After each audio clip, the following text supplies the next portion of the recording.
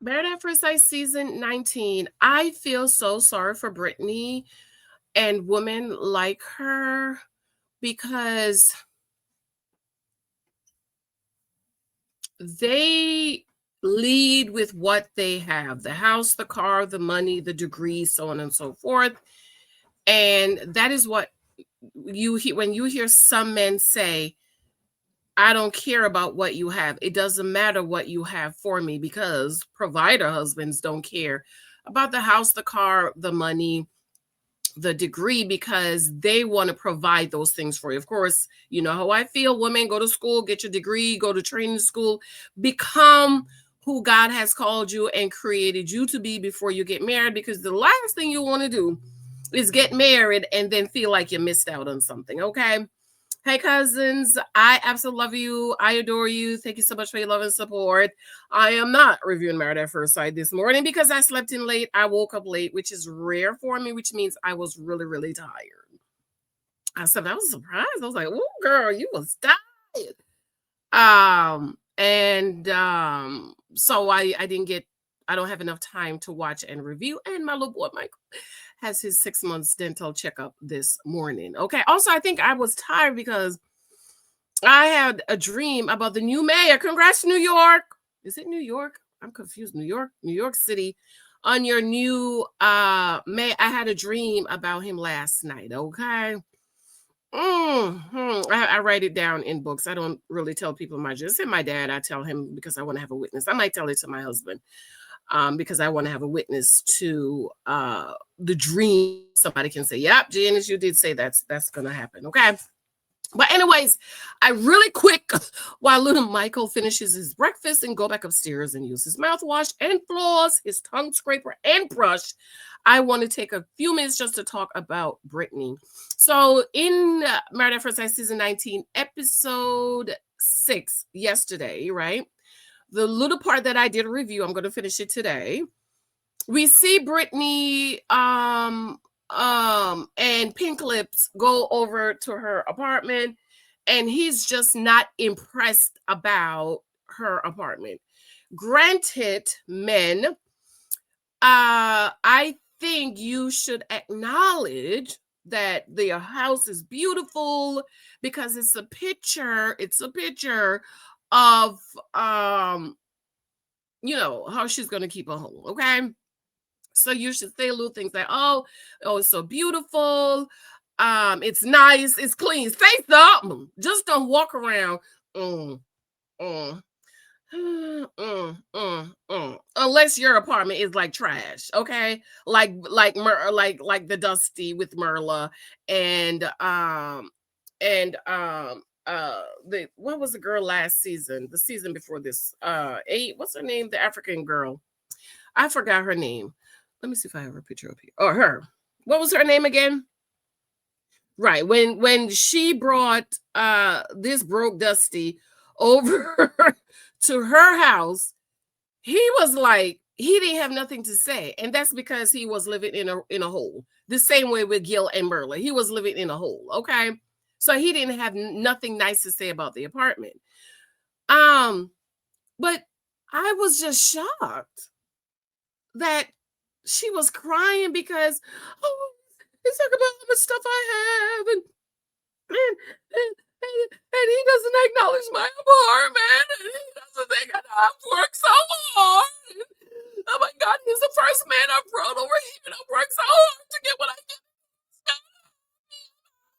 And I'm like, girl, Lord Jesus. Mm, mm, mm.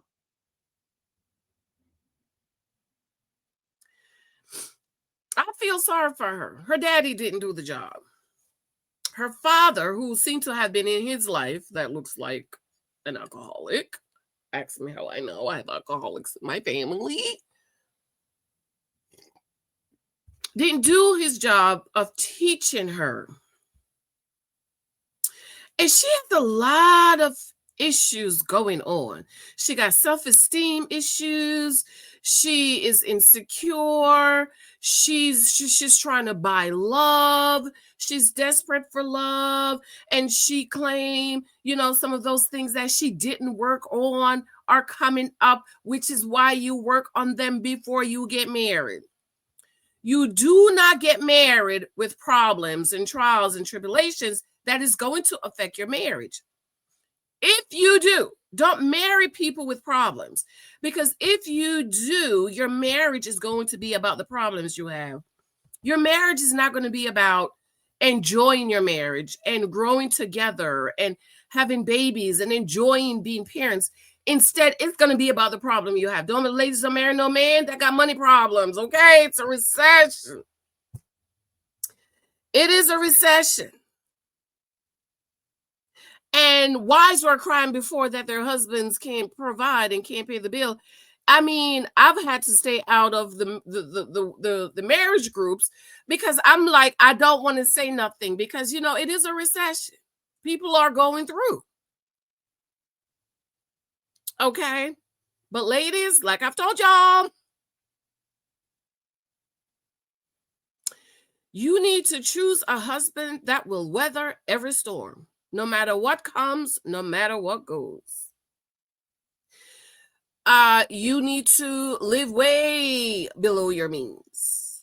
I was reading something yesterday, I think it's from Good Financial, where he was saying, he posted another post of somebody that says, you have friends and family who say they cannot afford to invest for their future, right? But they're driving an $80,000 car. And I'm like, yeah. When my husband's first truck died, and he bought me another American truck, brand new. Wasn't a name brand truck. It was just like a Chrysler or something. And he showed up at the job. Girl, that's why Mike bought you. That's why Mike brought you, girl. That's why he brought you. He should have brought you a Benz. He should have bought your legs. And I'm looking at them thinking,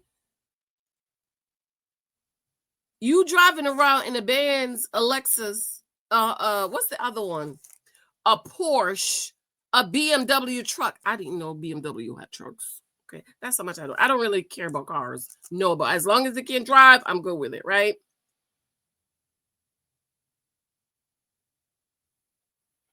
And struggling. Borrowing money to buy lunch, live in the ghetto, kids go to bad school. But anyways, that's not why we're here today. But anyways, you need to choose a husband that will weather all storms. No matter what comes, no matter what goes. Remember the shepherd. I need to write somewhere about the shepherd husband, that no matter what the seasons bring, he's already prepared. Okay. Miss Brittany over here thinks that Will should love her and want her because she has a house. Should you get your house, ladies? Yes, you should. I was getting ready to buy my house when I met my husband and marry him. You should go to school, become whatever God called you to be, the lawyer, the doctor, the nurse, the beauty, the hairdresser, whatever God has called you to be.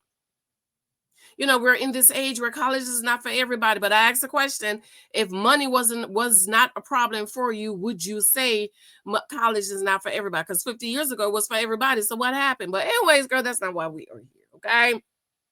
Travel, go see the world. I am not for sleeping around.